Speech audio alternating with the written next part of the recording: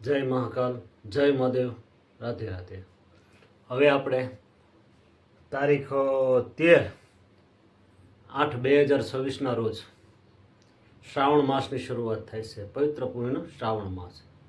હવે શ્રાવણ માસની અંદર, કારણ કે શ્રાવણ માસ છે ભગવાન શિવને વધારે પ્રિય છે, બરોબર, અને પવિત્ર મહિનો છે શ્રાવણ માસનો. એટલે એમાં ભક્તો બધાએ ભગવાન શંકર ભગવાનની પૂજા કરશે, બિલ્વ પાન ચડાવશે, જળના લોટો, દૂધ ચડાવશે, તતુરાનું પુષ્પ, બરોબર, અને આ બધી ભગવાન શિવની પૂજા કરશે.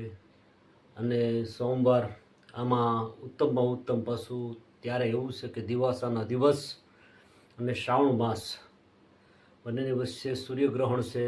આપણે ભારતમાં દેખાવાનું નથી અને પાળવાનું પણ નથી, પણ એની અંદર ભગવાન શિવનો પંચાક્ષર મંત્રનો જાપ કરી ભગવાનની સેવા પૂજા જો કરવામાં આવે, ભગવાનનું ધ્યાન ધરવામાં આવે તો ઉત્તમ ફળ પ્રાપ્ત થાય છે, બરોબર, અને તમારી મનોકામના અવશ્ય પૂર્ણ થાય છે.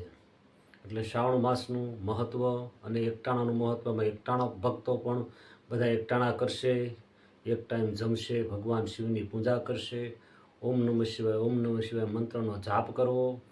પછી માંસ મદિરા એનો કોઈ આહાર કરવો નહીં, વડીલોનો આદરભાવ રાખવો, દયા રાખવી, બરોબર, બધાની સાથે સારી રીતે વર્તન કરવું, વર્તન તમારું પણ યોગ્ય હોવું જોઈએ.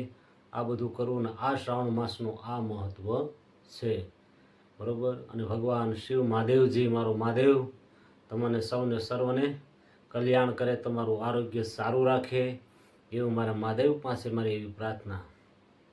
જય મહાકાલ, જય મહાદેવ, રાધે રાધે.